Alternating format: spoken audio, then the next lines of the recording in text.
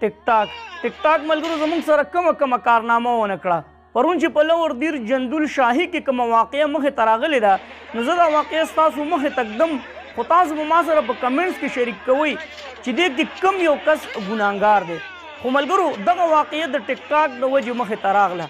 ټیک ټاک ملګرو کچرې ماویه خپل د ټیک ټاک اکاونټ بدلی او په هغې باندې واپس نوم د سک دی د ګل چاهت، نو وجه صرف دا د ملګرو چې د ټیک ټاک هغه جنون د دې په زړه کې دومره ورننوتی و چې یو طرف ته تبلیغ و، یو طرف ته د ټیک ټاک دغه ویډیوګانې وي. هغه تبلیغ یو طرف ته کو او ټیک ټاک له ترجیح ورکړه، د ټیک ټاک هغه ویډیوګانې بیا شروع کړې.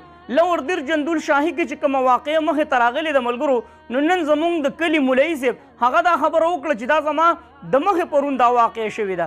زه هلته تللی وم، هغه چې کوم کس ډزې کړي دي او کسان یې ویشتي، 2 کسان هغه کس ویشتي دي، نو هغه زموږ د مخې ګرفتار کو. واقعه څه وه ملګرو، وایي دغه کسان کوم کس چې دا 2 کسان ویشتي دي په شاهي کې، نو هغه به چېرته د ټیک ټاک ویډیو جوړوله نو هغه ټیک ټاک ویډیو کې به جینکۍ مخې ته راغلې وي. نو هغه کسانو نورو هلته کې نو هغوی ورته دا خبره وکړه چېرې تا دا جینکۍ په دې ویډیو کې ولې راوستې، نو هغه دواړه هلکان چې کوم دي نو په دې خبره باندې وران شو. دا د شاهي چې کوم پارک دی ملګرو نو دا واقعه په هغه پارک کې مخې ته راغلې ده. نو هغه کس ورته ویلي چې ستا پکې څه کار دی، په دې باندې ملګرو دغه کسان وران شوي دي او چې کوم کس ویډیو جوړوله نو هغه سره به والله اعلم څه تمانچه به وه، ټوپک به و، څه به و، نو هغه هلک لګېدلی دی او هغه 2 کسان یې په هغه ځای باندې ویشتي دي. نو تاسو ما ته دا ووایئ ملګرو چې په دې کې قصوروار څوک دی؟ آیا دا ټیک ټاک یې چې جوړو دا هلک قصوروار دی که نه د کوم هلک ورته ووایي چېرې تا پکې دا جینکۍ ولې مخې ته راوستي دي په دې ویډیو کې؟ که دغه هلک ګناهګار و، که آیا زموږ هغه خویندې میندې په دې اخترونو کې به تاسو ډېر د چکر په ځایونو کې کتلي وي ملګرو چې هغه زموږ خویندې میندې باعزته خویندې میندې چې هغه د چکر ځایونو ته لاړې او د هغوی عزت تار شو. پکار نه د هغه خور مور له چې هغه داسې ځای ته لاړ شي چې چېرته د هلکانو هجوم وي. زه به تاسو ته زموږ د دې کنډراتو مثال درکړم. دې کنډراتو ته خلک ولې راځي؟ د دې تاریخ ډېر زیات زوړ دی، نوجوان ته پته هم نشته دی چېرې د دې تاریخ څه دی، دلته کم خلک تیر شوي دي، خو د دغه تاریخ غم نه دی راغستی. خو که دلته کنډراتو ته راځي یا بل د چکر ځای ته ځي چې چېرته ګڼه وي نو په دې سوچ باندې ځي. نور تاسو ښه پوهیږئ چې په کوم سوچ باندې ځي.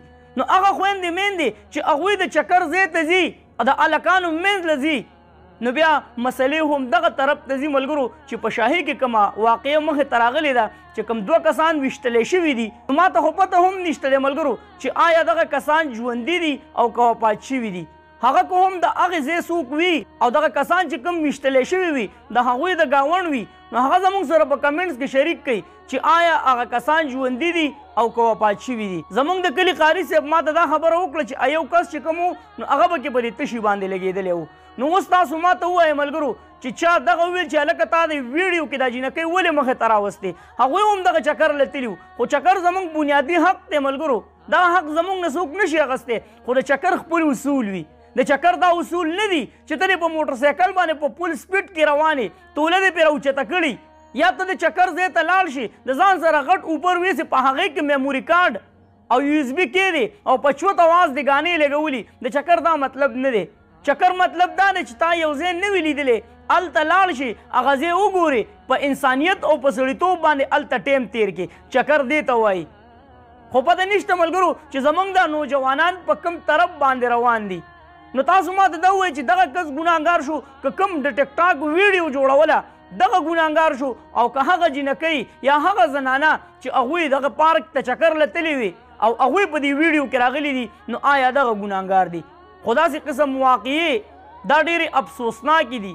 زموږ نوجوانانو ته موږ عاجزانه ریکویسټ کوو، بیا د هغوی والدینو ته هم عاجزانه ریکویسټ کوو چې مینت درته کوو چې کله دې دا بچی په چکر وځي نو لږ تپوس یې کوه چې دا د چا سره تللی دی، په کومه طریقه باندې تللی دی. داسې ډېرې واقعې به د چکر په دې ځایونو کې راغلي هغه چې کومې واقع ستاسو په علاقه باندې داسې قسم مخې ته راغلي یا جنګ جګړه شوي نو هغه راسره هم په کمنټس کې شریک کړئ چې آیا په کوم ځای کې داسې قسم جګړې مخې ته راغلي دي. چېرته مې الله خاد آباد او خوشحاله ساته. اخره کې اواز پاکستان زنده باد، مسلمان زنده باد، تل دې وي آباد دې وي زموږ وطن پاکستان دې وي، مسلمان دې وي. د لوی الله پامان.